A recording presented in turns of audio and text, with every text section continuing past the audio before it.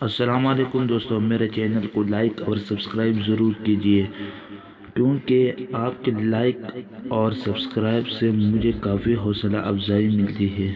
دوستو، آج میں آپ لوگوں کو نوح علیہ السلام کی سٹوری کے بارے میں بتاؤں گا۔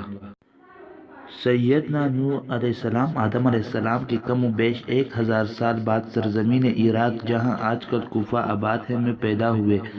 ان کی قوم بتوں اور شیطانوں کی پوجا کرتی تھی۔ اللہ تعالیٰ نے بندوں پر رحمت فرماتے ہوئے ان کی قوم میں سے حضرت نوح علیہ السلام کو پیدا کیا۔ وہ لوگ ان کو اچھی طرح سے جانتے تھے، ان کے صداقت اور امانت کے متعارف تھے۔ حضرت نوح علیہ السلام نے اپنی قوم کو اللہ تعالیٰ کی عبادت کرنے کی دعوت دی۔ ان کو سمجھایا یہ بت کسی بھی نفع و نقصان کے مالک نہیں ہے، لیکن ان کی قوم نے ان کا مذاق اڑایا۔ کہنے لگے تم ہمیں گمراہ کر رہے ہو۔ سیدنا نوح علیہ السلام نے ان سے کہا میں تمہیں گمراہ نہیں کر رہا، بلکہ تمہیں حق کی طرف بلا رہا ہوں۔ میں آپ کی طرف اللہ کا رسول بنا کر بھیجا گیا ہوں۔ قوم کے بڑے سرداروں نے الزام لگایا کہ تم اس بہانے قوم کا سردار بننا چاہتے ہو۔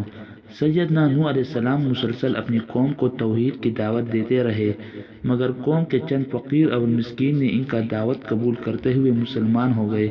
کافروں کے سردار نے حضرت نوح علیہ السلام سے کہا کہ ہم تم کو جھوٹا سمجھتے ہیں۔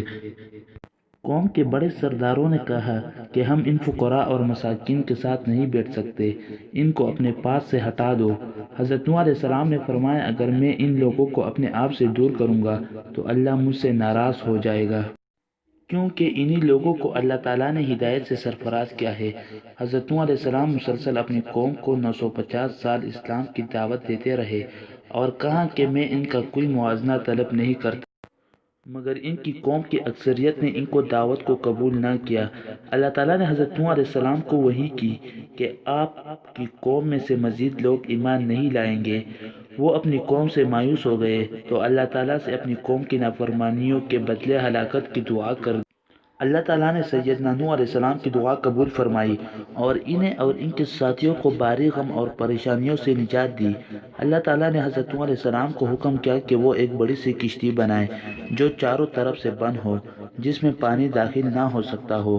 جو لوگ ظالم ہیں ان کے بارے میں ہم سے کچھ مت کہنا، کیونکہ وہ غرق کیے جائیں گے۔ چنانچہ سیدنا نوح علیہ السلام نے اپنے ساتھیوں کے ساتھ کشتی بنانا شروع کی۔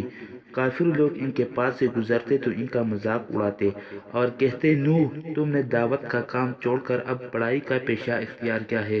پھر کہتے نوح ایسی جگہ کشتی بنا رہا ہے جہاں نہ تو دریا ہے نہ سمندر، ایسے آدمی کو ہم پاگل ہی سمجھیں گے۔ کچھ لوگ کہنے لگے نوح کیا اس مقام سے سمندر پھوٹے گا؟ پھر ان کی قوم کے کچھ سرگردہ لوگ کہنے لگے اگر تم دعوت رہنے سے باز نہ آئے تو پتھروں سے ہلاک کر دیے جاؤ گے۔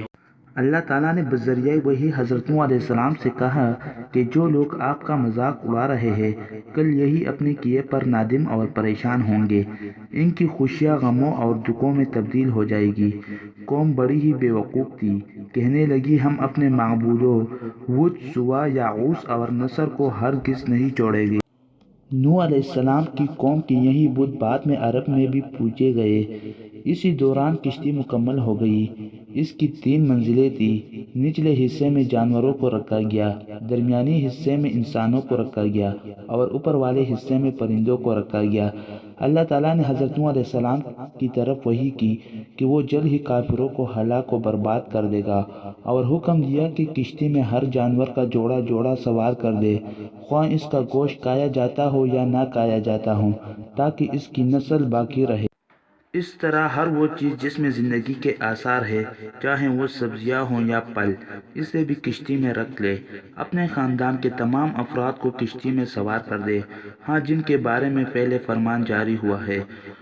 ان لوگوں کو سوار نہ کرے، یہی لوگ کافر ہیں۔ ان کے علاوہ جو لوگ بھی اللہ پر ایمان لائے ہیں اور آپ کی نبوت پر تصدیق کرتے ہیں، ان لوگوں کو بھی اپنے ساتھ کشتی میں سوار کر دے۔ نوح علیہ السلام کی قوم کے تھوڑے سے لوگوں نے ان پر ایمان لائی۔ مورخین کے مطابق ان کی تعداد 80 کے قریب تھی۔ حضرت نوح علیہ السلام نے ویسا ہی کیا جس طرح ان کو حکم دیا گیا۔ ان کے بیٹوں میں سے حام، سام اور یافس کشتی میں سوار ہوئے، کیونکہ یہ مسلمان تھے۔ بالا آخر وہ دن آ گیا جس دن پر اللہ تعالیٰ نے کافروں کو عذاب نازل کرنے کا فیصلہ کیا تھا، لہٰذا زمین سے پانی پھوٹ پڑا، آسمان سے شدید بارش شروع ہو گئی، جس کے بعد یا پہلے کوئی مثال نہیں ملتی۔ حضرت نوح علیہ السلام نے فوراً حیوانات اور انسانوں کو کشتی میں سوار کیا اور کہا کہ اللہ کے حکم سے اس کشتی کا چلنا اور ٹھہرنا ہے۔ مشرق سے مغرب تک ساری زمین طول و عرض، پہاڑوں، میدانوں اور چٹانوں میں ہر جگہ سیلاب آیا۔ پانی کی سطح بلند ہوتی گئی، حتیٰ کہ پہاڑ اور چوٹیاں بھی پانی میں ڈوب گئی۔ جس طرح پانی کی سطح بلند ہوتی گئی، کافروں کے دل و دماغ پر خوف طاری ہونے لگا، آنکھوں کے سامنے مایوسی اور اندھیرا چھانے لگا۔ انہوں نے ادھر ادھر بھاگنا شروع کیا، اونچی جگہوں پر چڑھ گئے مگر پانی ہر جگہ پہنچ رہا تھا۔ ان کافروں میں سیدنا نوح علیہ السلام کا بیٹا یام بھی موجود تھا۔ نوح علیہ السلام نے انہیں دیکھا کہ وہ پانی میں ڈوبنے کے قریب ہے تو نوح علیہ السلام نے آواز دی، بیٹے اب بھی وقت ہے، تم کفر سے توبہ کر لو اور کشتی میں سوار ہو جاؤ۔ بیٹے نے جواب دیا، میں اس سامنے والے اونچے پہاڑ پر چڑھ جاؤں گا اور موت سے بچ جاؤں گا۔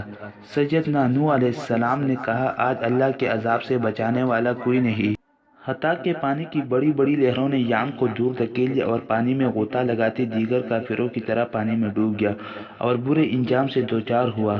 پانی کی موجوں نے تمام کافروں کو لپیٹ میں لے لی اور تمام غرق ہو گئے۔